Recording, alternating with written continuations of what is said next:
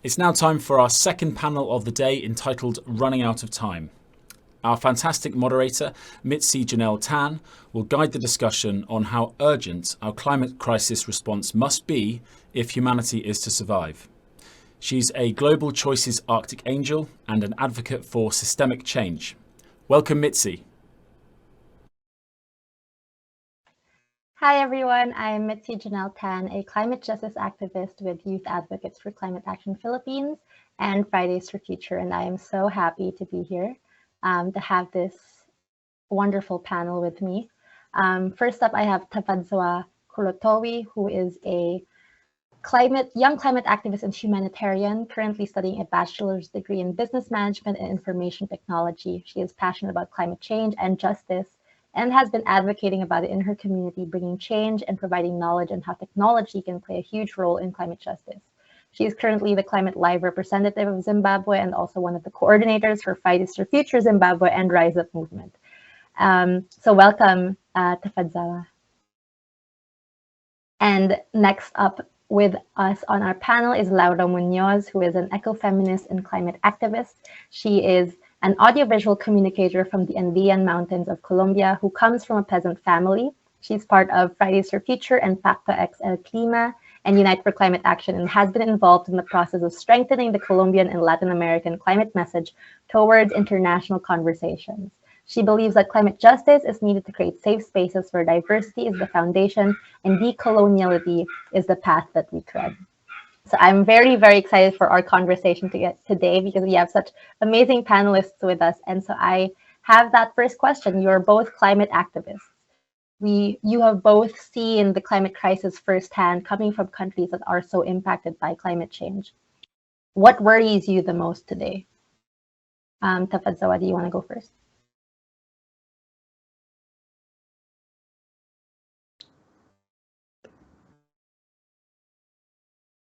Laura, maybe you want to go first? Yeah.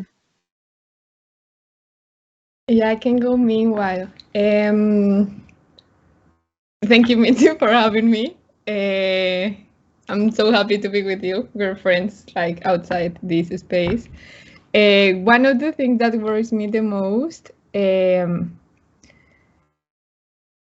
homogenization, which is pretty linked with the climate crisis, because you know that the climate crisis is the main producer of the climate crisis. The Western system is the main producer of the climate crisis. And the Western system, obviously, it has to be with the culture, with capitalism, with racism. And the thing with Western culture and the system is that it takes over like local communities, local traditions, local culture. And I live that with my family, with my peasant family from the Andean region of Colombia, because my family has been migrating from the countryside to the cities, unable to have any opportunity, and that obviously is very linked with the marginalization of the local agriculture practices that are like sustainable and environmental friendly. And yeah, that would be like the also because it's a personal thing about like identity. Like I just see myself in the future, like maybe with my if I have children, like that identity won't be available because the land won't be available anymore. I completely agree. I think it's such a I think Vanessa Nakate had a quote that said that we cannot adapt to the loss of our culture and to the loss of our identity.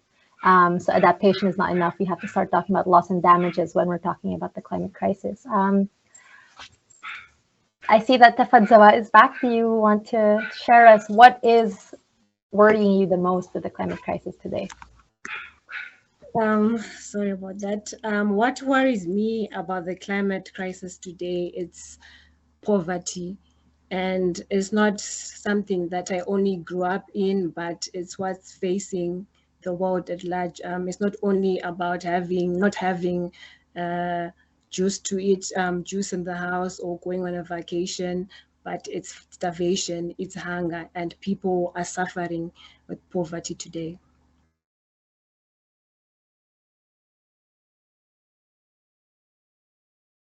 I completely resonate with what you said, Tafadzwa. I think so often people think that the climate crisis is just about the environment and about extreme weather events, and the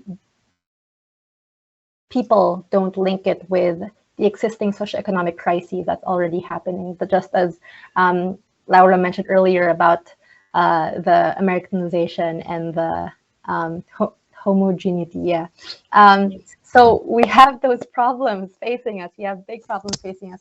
What do we need to fix it? I know this is a big question, but Laura, do you want to start again? I don't know if fix it will be the word.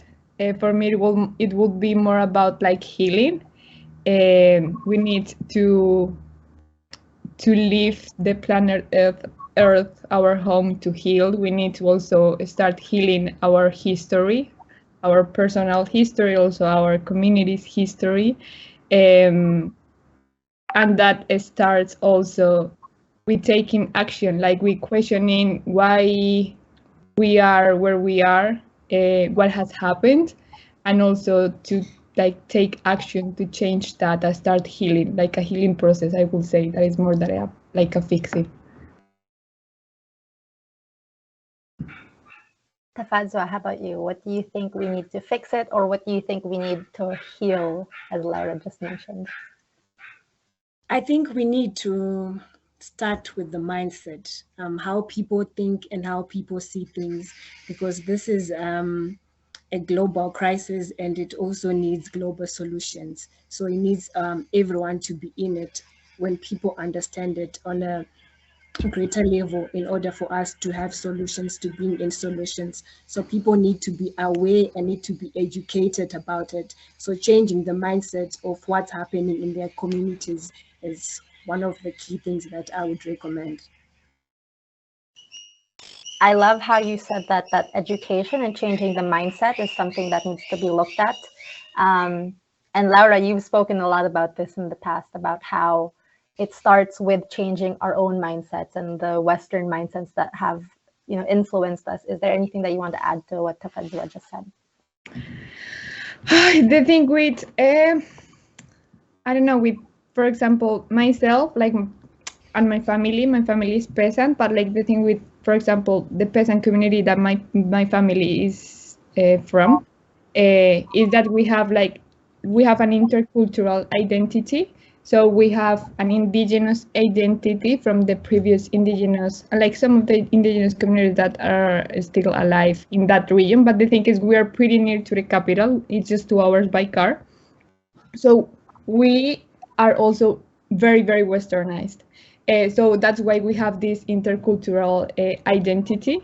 And obviously, like, there are some things good and bad, good and bad, of both identities that form this peasant Andean identity. And me, like, I didn't grow up in the countryside. I grew up in the city because my parents had to migrate. And also, like, one of the personal processes, is precisely like to identify that, like, I have like a lot of knowledge from my family, but at the same time, like, I'm Westernized, and that also brings a lot of climate crisis related stuff that I have in myself. But at the same time, those Western opportunities have led me to, for example, speak English and being able, like, to do my activism outside of Colombia. So it's pretty hard, but it's needed. I really resonate with what you said, especially with language and making things more accessible. And something that Rise Up has been talking about a lot is how girls' education is crucial in solutions to the climate crisis. Tafadzwa, do you want to say more on that? Yes, yes. Because where I come from in Africa, Zimbabwe especially, people, they tend to not understand what's really going on in the communities. They feel like it's something that's supposed to be normal, a normal thing, but then it's not. So climate education, it's a key thing it's supposed to be there in order for us to be on the same page to solve the climate crisis happening. And the girl child you need to be educated and not only be discriminated because of gender. So it's also a gender crisis, where the climate crisis is also affecting it's also a gender crisis. So hence the girl child, the boy child need to be educated on what's really happening in their communities and the world at large.